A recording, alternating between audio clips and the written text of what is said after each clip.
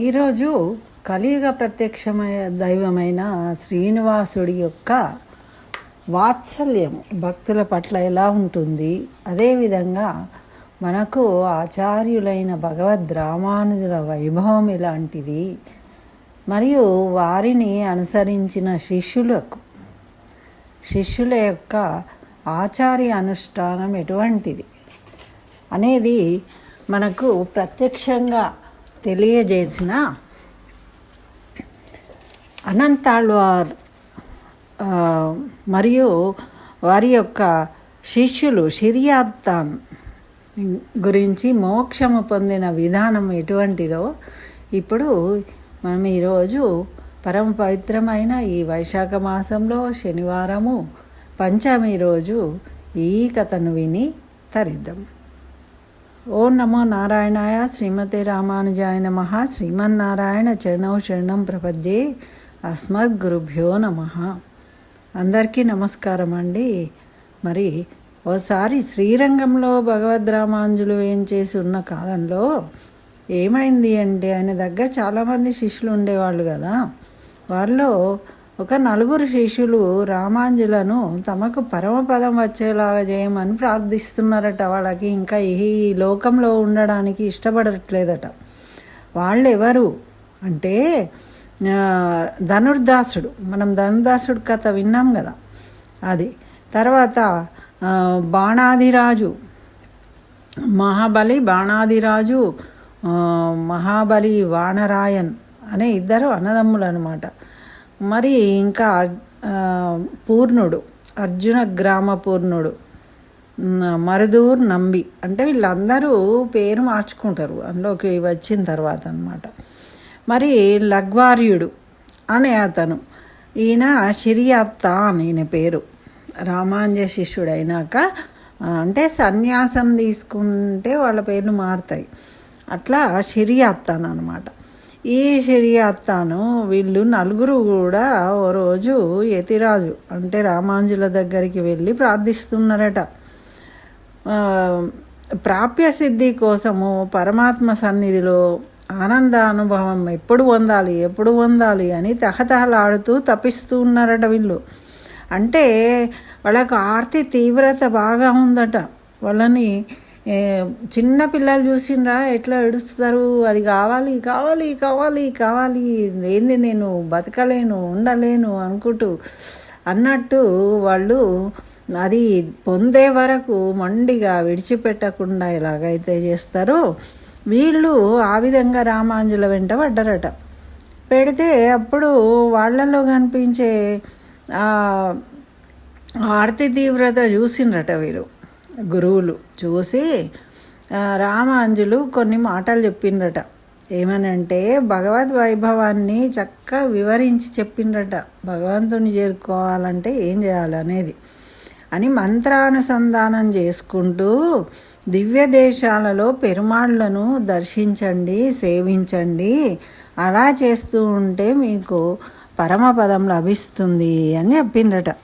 అంటే ఈ విధంగా అవన్నీ విన్న తర్వాత వాళ్ళు 3 కూడా, ఇందులో లఘువాచార్యుడు తప్ప మిగతా 3 సరే అని సంతృప్తి చెందిండ్రట. వాళ్ళు చక్కగా దివ్య దేశాలు చేరి ఆ పెరుమాళ్ళను ప్రార్థిస్తూ అట్లా తిరుగుతూ ఉన్నారట. పరమపదం పొందుతామని ఆనందంతో. ఇక 4వ అతను ఉన్నాడు కదా, ఈ శిష్యుడు లగ్వార్యులు, ఆయనకి ఏమాత్రం పరమపదం పోవాలనే కోరిక తీవ్రంగా ఉంది. ఏమాత్రం కూడా ఆలస్యం చేయడం ఇష్టం లేదట. కొంతమంది మొండి పిల్లలు చూడండి, చేస్తారా సాయంత్రం పొద్దున ఎప్పుడో అన్నా కానీ వినకుండా ఇప్పుడే కావాలని మొండి పట్టు పడతారు చూడండి. ఆ విధమైన వాడనమాట ఈ లఘ్వాచార్యులు. అయితే అతను చూసి షిర్యాత్తానే, లగ్వార్య ఇంకా ఇక్కడే నిలిచి ఉన్నవేమిటి అన్నాడట స్వామి. ఆయన అస్సలే పోకుండా, మరి అందరూ దివ్యదేశాలకు వెళ్ళిండ్రు కదా, నువ్వు కూడా వెళ్ళు, వాళ్ళందరూ పోయిండ్రు అని అంటే అప్పుడు ఏమంటున్నాడట ఆయన రామానుజులతోని, స్వామి పరమ పరమనాథుడు ఎంత తాగినను తృప్తి కలగని దివ్యామృతము ఇస్తాడు. మరి ఆ దివ్యామృతము దొరకకపోతే నాకు దాహం తీరదు, ఆ నోరు పిడిచగట్టిపోతుంది. ఆ అమృతం దొరకకపోతే దాహంతో నోరు పిడిచగట్టకపోయి నేను బ్రతకడమే కష్టమవుతుంది. కాబట్టి నాకు స్వామిని ఇవ్వండి అంటూ బతిమలాడుతూ ఉన్నాడట. నేను ఆ స్వామి దగ్గరికి వెళ్ళలేకపోతే నేను అసలు ఈ క్షణంలో కూడా నేను బతకలేను అని, నేను ఎక్కడికి వెళ్ళేది లేదు, మీరే నాకు స్వామిని ఇవ్వాలి, స్వామిని దగ్గరికి నన్ను చేర్చాలి అని పట్టుబడుతూ ఉన్నాడట.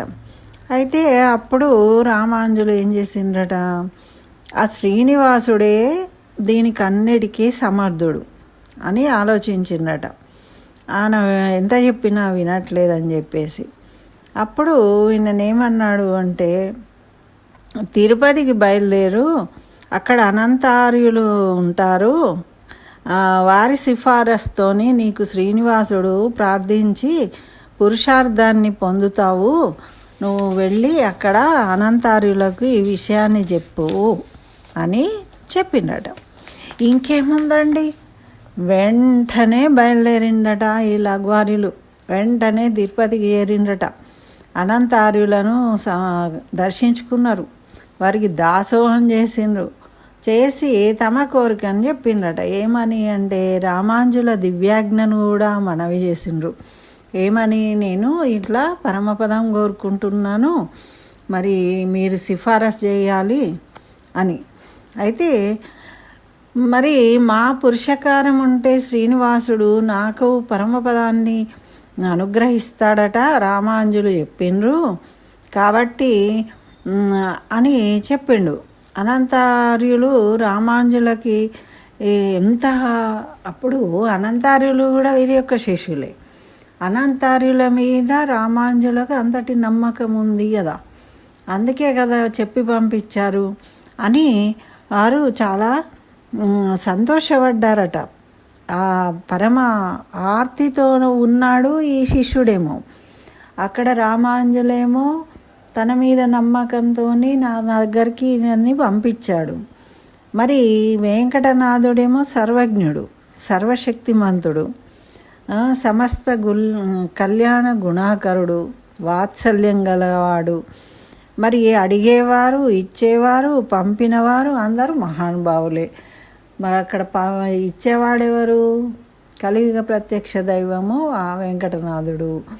మరి పంపినవారు శ్రీ రామానుజులు, శేషుడి యొక్క అవతారము. మరి వచ్చిన వారు మహాభాగవతులు. ఇంకా నాదేముంది, మామూలుగా నన్ను చెప్పమన్నారు, విన్నవించుకోమన్నారు, అంతే కదా మధ్యలో అని అనుకొని శ్రీనివాసుని ఎదపై కొలువు తీరింది కదా అమ్మవారు. అమ్మవారి ద్వారానే, అమ్మవారి పురుషకారంతోనే మనము ఆ భగవంతుణ్ణి చేరగలం కాబట్టి, ఆ సకల జగన్మాత ఉంది కాబట్టి మన వైపు భగవంతునితో మాట్లాడే తల్లి అండగా ఉండంగా నాకు ఏం బాధ, చక్కగా నేను విన్నవిస్తాను, నాకు లోటేం లేదు అని ఆలోచించుకున్నారట. మరి ఆచార్యులు చెప్పినది కూడా మరి చేయవలసిందే కదా, దాంట్లో అనుమానపడే అవసరం లేదు. ఆచార్యులు చెప్పారు అంటే అది ఏమీ ఆలోచించకుండా చేయవలసిన పని కాబట్టి వీరు అన్ని విధాల ఆ రామాంజుల యొక్క ఆజ్ఞను శిరసా వహించిండ్రట. అనుకొని లగ్వార్య ఆచార్య ఆజ్ఞని పాటిద్దాము, సరే నువ్వు వచ్చావు కదా, మరి భగవంతుడైన శ్రీనివాసుని ప్రార్థిద్దాము రా అని ఆ దేవాలయానికి తీసుకెళ్ళిండట. ఆలయంలోకి ప్రవేశించిండ్రట. ఇద్దరు కూడా ప్రవేశించి స్వామికి నమస్కరించుకున్నారట. శ్రీనివాసుడు చల్లగా చూసి నవ్వుతూ ఉన్నాడట, పలకరించాడట. ఇంకా గుళ్ళోకి వెళ్తే ఏం చేస్తారండి, తీర్థము, శ్రీశటగోపము, పూలు, శేషవస్త్రము,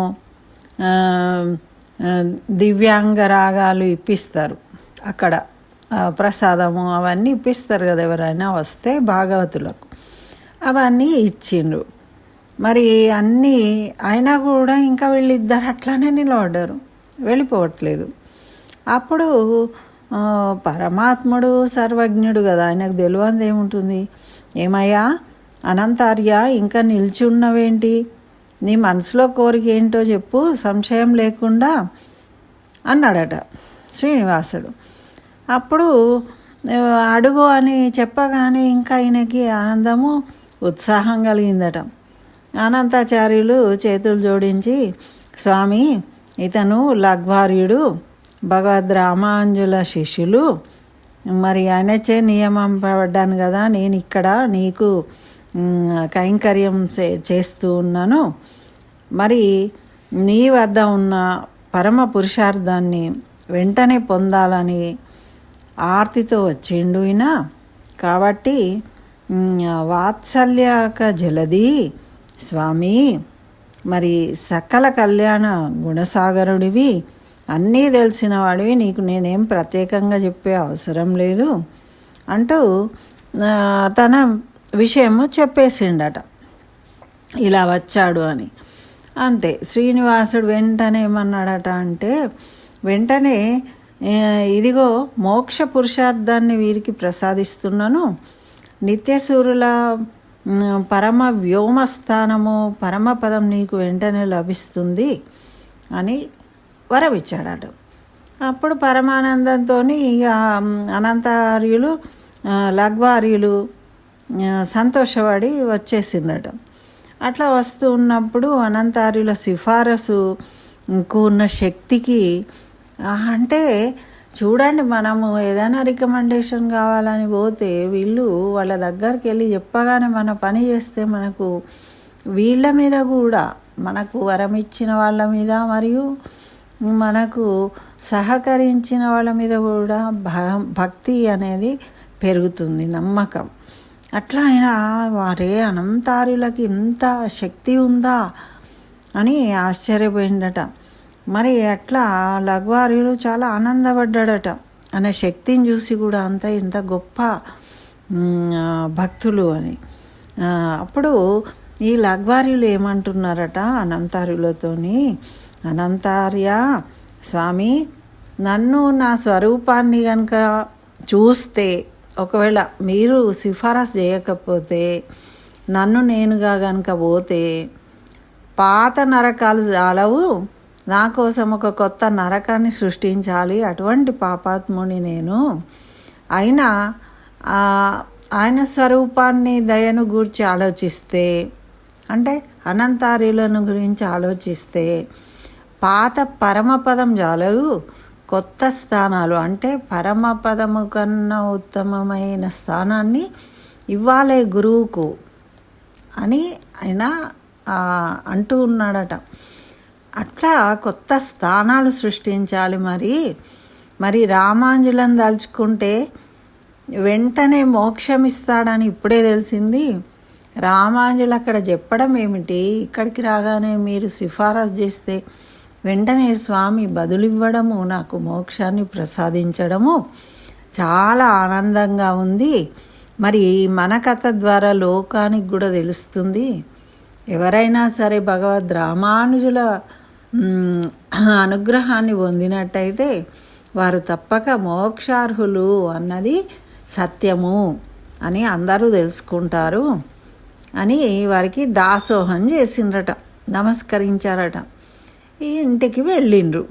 వెళ్ళగానే వెళ్తూనే ఆ లగ్వార్యులు పరమపదించిండట, అంటే పరమపద ప్రాప్తి కలిగింది. ఆ శ్రీనివాస దయను ప్రత్యక్షంగా చూసిన వాళ్ళెవరు, అనంతార్యులు. అక్కడ అన్ని రోజుల నుంచి సేవా కార్యక్రమం చేస్తూ ఉన్నారు. కానీ భగవంతుడు భాగవతుల ఆచార్య నిష్టకు మురిసిపోయి ఆయన కోరికను వెంటనే అటు భక్తుడి యొక్క, అంటే ఆచార్యుల యొక్క మాట ఎంత సత్యమో తెలుస్తుంది, ఇటు భక్తుల ఆచార్య నిష్ట ఎంత గొప్పదో తెలుస్తుంది. ఆ భగవంతుడి యొక్క వాత్సల్యం ఎటువంటిదో కూడా మనకు తెలుస్తుంది కథ ద్వారా అని అనంతార్యులు ఆశ్చర్యపోయిందట. మరి తండ్రికి పుత్రుడు చరమకాలంలో శ్రీచూర్ణ పరిపాలన అనేది చేయడం వైష్ణవుల ఆచారం అన్నమాట. స్తోత్ర పాఠాలు చదవడము, తిరువాయిమొళి అవన్నీ. అట్లా చర్మ శరీరానికి మంత్రపూరితంగా హరిద్రా చూర్ణంతో సంస్కారం చేస్తారు. అవన్నీ కార్యక్రమాలు ఉంటాయి కదా, అవన్నీ కూడా పాంచరాత్ర ఉత్తరాఖండంలో ఉన్నట్టు శౌనకాది మునులకు బ్రహ్మదేవుడు చెప్పాడట ఇవన్నీ కూడా ఇలా చేయాలని.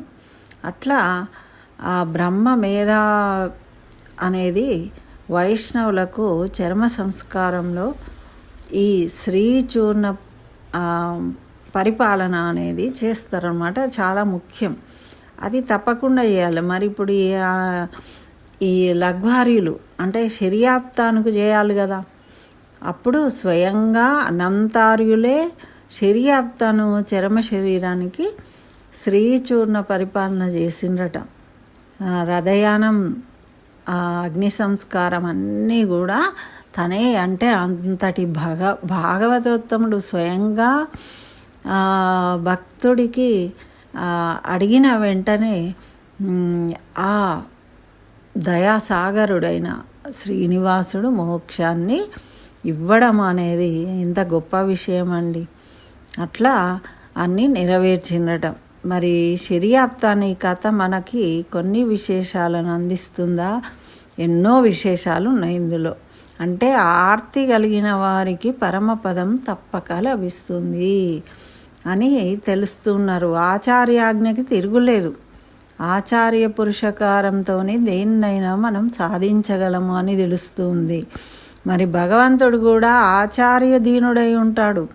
అంటే ఎవరైతే మంచి ఆచార్యుల నిష్ట కలిగిన వాళ్ళు ఉన్నారో, నిజమైన ఆచార్యులను ఎవరు ఆశ్రయిస్తారో ఆ ఆచార్యులకు అధీనుడై ఉంటాడు, భాగవతులకు అధీనుడై ఉంటాడు భగవంతుడు అని కూడా ఇక్కడ మనకు ఈ కథ ద్వారా తెలుస్తుంది. ఆచార్యుడే భగవంతుని కంటే కూడా ఉపాధేయుడు. అంటే ఈ లోకంలో మనము భగవంతుని కన్నా కూడా మనం ఆచార్యులను ముందు సేవించుకోవాలి. అప్పుడు ఆచార్యుల ద్వారా భగవంతుణ్ణి సేవించుకోవడం అనేది మనకు సులభమైన మార్గంగా మన సాంప్రదాయము తెలియజేస్తుందన్నమాట. ఇటువంటి కథలు ఎన్నో ఉంటాయండి, ఎన్నో ఆచార్య వైభవంలో. మరి ఇది మీ అందరికీ నచ్చిందనుకుంటాను.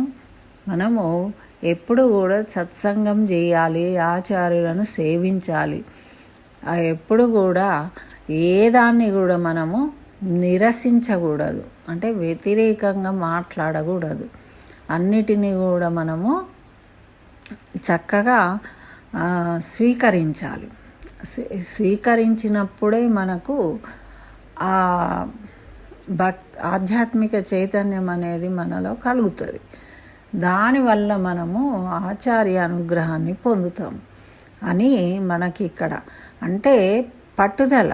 చూడండి, 4 శిష్యుల్లోనూ 3 ఒక విధానం చెప్తే వెళ్ళారు, దర్శించండి, దర్శిస్తే మీకు పరమపద ప్రాప్తి కలుగుతుందంటే. కానీ ఇతను ఒక మొండి పిల్లవాడిలాగా నాకు తప్పకుండా కావాల్సిందే అని భగవంతుని దగ్గర ఏమీ తెలియని అజ్ఞానంతో ఉన్న ఒక మొండి పిల్లవాడు తల్లిని వేధిస్తాడు, కావాలి కావాలి కావాలని చివరకు దాన్ని సాధిస్తాడు. అట్లా ఈ శరీరత్తాను మోక్షాన్ని పొందిండు ఆచార్య ఆజ్ఞతోని, అనుగ్రహంతో. ఇదండి ఈ కథలో అంతరార్థము. అంటే దేన్నైనా సాధించాలంటే మనకు అంత తీవ్రమైన ఆర్తి కలిగి ఉండాలి. ఒక దాంట్లో మనం సక్సెస్ కావాలి అంటే అది మోక్షమైనా కావచ్చు, చదువైనా కావచ్చు, ఏ పని అయినా కూడా జీవితంలో మనము సాధించాలంటే మనము సాధించడానికి మొండి పట్టుదలతోని, దాని పట్ల ఆసక్తితోని దాన్ని చేసినప్పుడు, మనము నమ్మకంతో చేసినప్పుడు సాధిస్తాం. అంతేగాని అది ఉంటే చేస్తా, ఇది ఉంటే చేస్తా, ఎక్కడికో పోతే ఏమో అవుతుంది, ఇట్లాంటి ఆలోచనలు పెట్టుకొని దీనివల్ల నాకు ఈ పనులు కావట్లేదు అనేవి అన్నీ వ్యర్థమైన మాటలు. అవన్నీ ఏవీ కాదు. మనం ఏం సాధించాలనుకుంటామో దాన్ని చక్కగా భగవంతుని మీద భారం వేసి మనము చేసినట్టయితే తప్పకుండా సాధించగలుగుతాం. ఇదండి.